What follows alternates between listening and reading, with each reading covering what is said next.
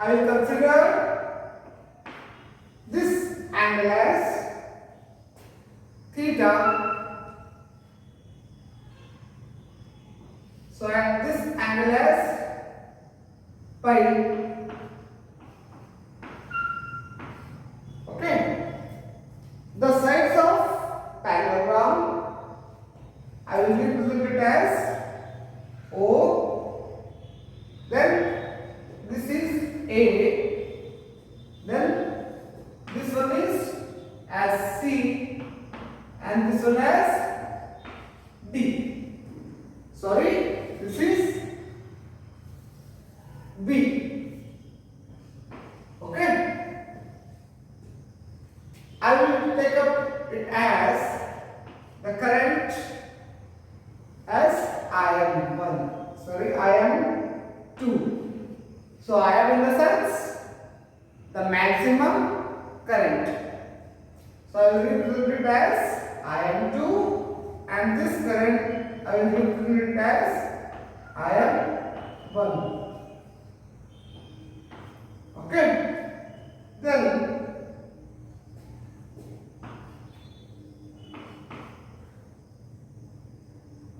this is the resultant current, that is IR. Okay. So I have to extend this parallelogram in the dotted form.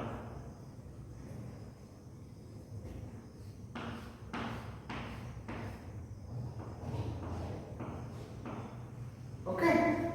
So then I will name it as D, the extended form. I will represent it as D. Then I will take this angle as theta. Okay.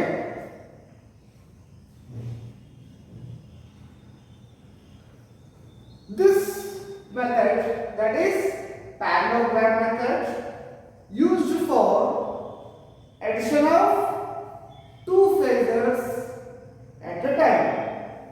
So what are the phasors here? The phasors are Im1 and Im2. Okay. So you can observe here one phasor I represent it as Im1, that is a alternating current, maximum current. I denote it as Im1. Then another phasor I represent it as alternating current Im2. That is also maximum current. One I represent it as Im1 and then I represent it as Im2. Both are alternating currents. We cannot add one alternating current and another alternating voltage. We have to indicate both as alternating currents. So that's why I taken both the current values.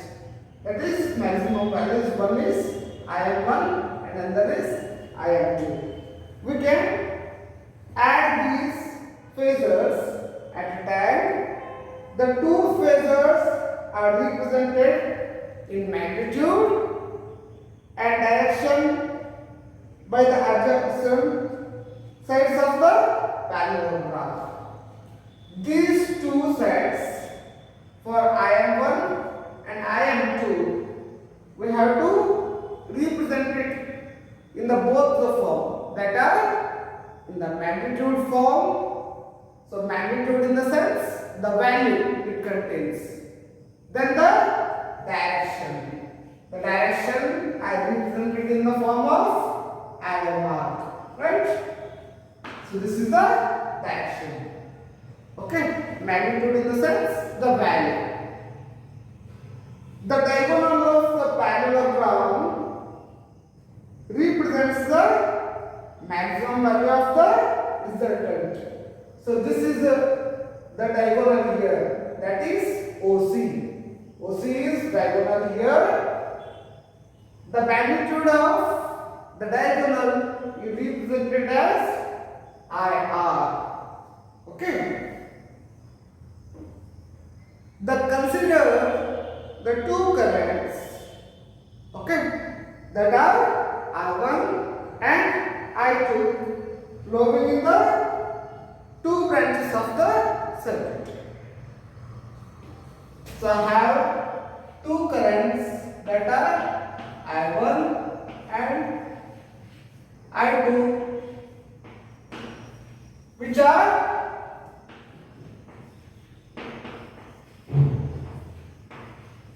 flowing in the branches of circuit.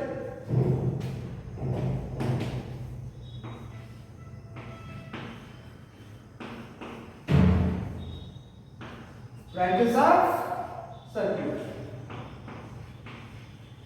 Okay. I have a circuit which consisting of two branches. In one branch, I1 current is flowing. In another branch, I2 current is flowing. I will represent I1 as I1 is equal to Im, capital Im, 1 sin omega t. Then the actual value as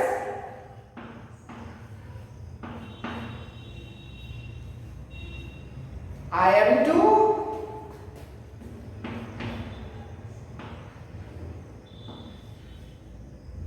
sin omega t plus theta.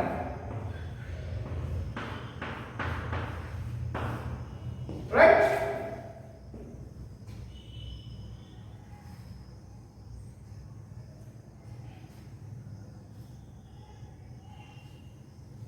The two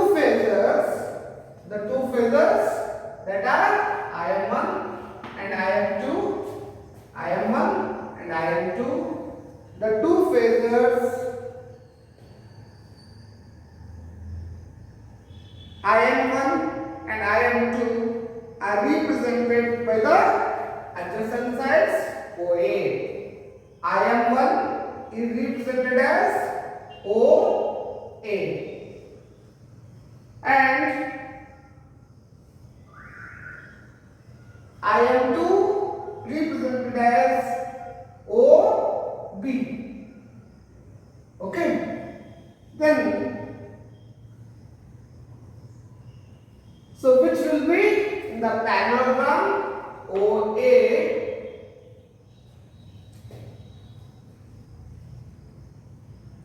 CB. The two phasors are represented like Im1 is represented as OA, then the phasor Im2 is represented as OB, which is in the parallelogram OACB, right? Then we can observe here the difference between the phasors is theta degree. The difference between the phasors Im1 and Im2 is theta degree. Im2 is leading Im1. Im2 is leading the Im1. Leading in the sense which has more value or which comes first than the Im1. Im2 which comes first than the Im1. Okay. Then the maximum value of the resultant is IR. The maximum value of resultant is IR. It is represented by the diagonal OC. Okay, the resultant is represented as OC.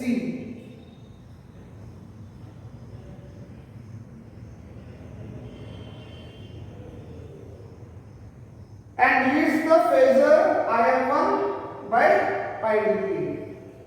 The resultant leads the resultant, that is diagonal OC, leads the phasor Im1 by pi degree. Okay, so here pi degree I have shown. The resultant or the diagonal OC leads the Im1 by pi degree. So here OC can be represented as OD square root of OD square plus CD square. Okay, the diagonal OC can be represented as OD square plus,